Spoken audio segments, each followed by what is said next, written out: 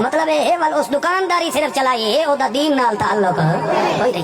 میں گنہگار جیا بندہ تواڈے چھنی دے یا چریوڑ یا جھنگ دے اندر کو ماندری ہوسن اللہ دی قسم ہے میں شام توڑی تھائیاں میں راتی تھائیاں سارے ماندریاں تے جادوگراں نو سڈو چا میری جتی تے بھی جادو دا اثر چل جاوے میرا مذہب کوڑا تساں سچے ہو.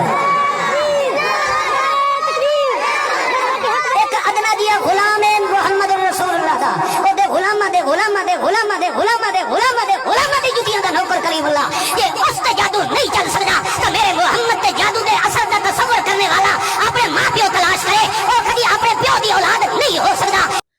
بسم اللہ الرحمن الرحیم. قرآن کریم میں ہے یخیل الیہ من سحرہم انہا تسعی. اب یہ قرآن پاک کے الفاظ ہیں کہ جب انہوں نے رسیاں اور لاٹھیاں ڈالیں تو وہ سانپ بن گئے.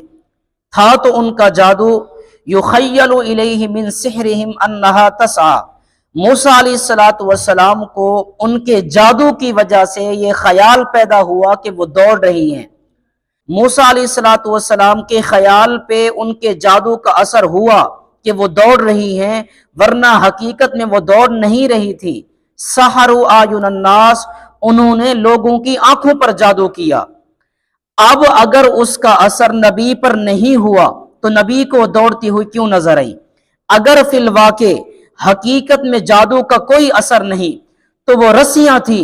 موسیٰ علیہ السلام کیسے سمجھ رہے تھے یخیل الیہ من سحرہم انہا تسعی کہ وہ دوڑ لگا رہی ہیں؟ واقعی وہ سانپ بنی ہوئی ہیں. اس کا معنی یہ ہے کہ نبی پر بھی جادو کا اثر ہو سکتا ہے. یہ قرآن کریم سے ثابت ہے. باقی نہ خنجر اٹھے گا نہ تلوار اس سے. یہ ملتانی میرے آزمائے ہوئے ہیں.